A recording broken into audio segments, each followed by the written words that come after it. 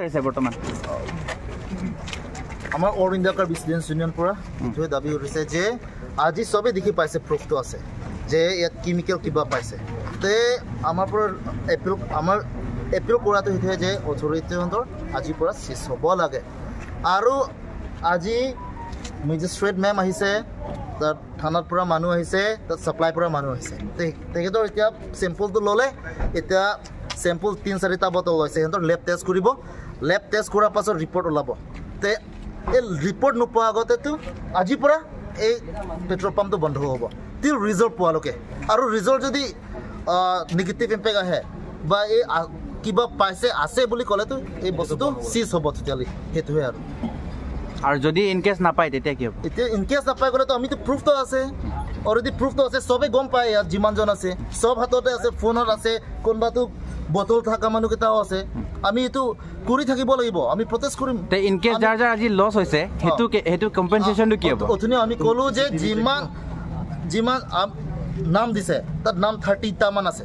তাত এই গাড়ীটো আৰু মালিকানে সিহঁতক ফোন মাৰিব বা CCTV লগত চাব যোনে যোনে আছে তেখেতকে মাতি পেলাই সিহঁতক কি বেয়া হৈছে এই মতে সিহঁতক কম্পেনচেশ্যনো দিব লাগে বুলি আমিও কৈছে আৰু দাবী কৰিছে আৰু কি কৈছে সিহঁতে ৰিপ্লাই কি দিছে চাম বুলি কৈছে কৰিম বুলিতো কৈছে কি হ'ব চাই কেতিয়ালৈ দিব আপোনালোকে কেতিয়ালৈ দাবী কৰে আমি এইটো উইদিন এ উইক এইটো কৰিব লাগিব কিলে কোনোবাটো অটো চলা মানুহ কেইটা আছে সিহঁতৰ এই অটো চলাই পেলাই সেই ঘৰত চলাই আছে ল'ৰা ছোৱালী পঢ়াই আছে তে আজিৰ পৰা লছ হৈ আছে সিহঁতৰটো এইকাৰণে এইটো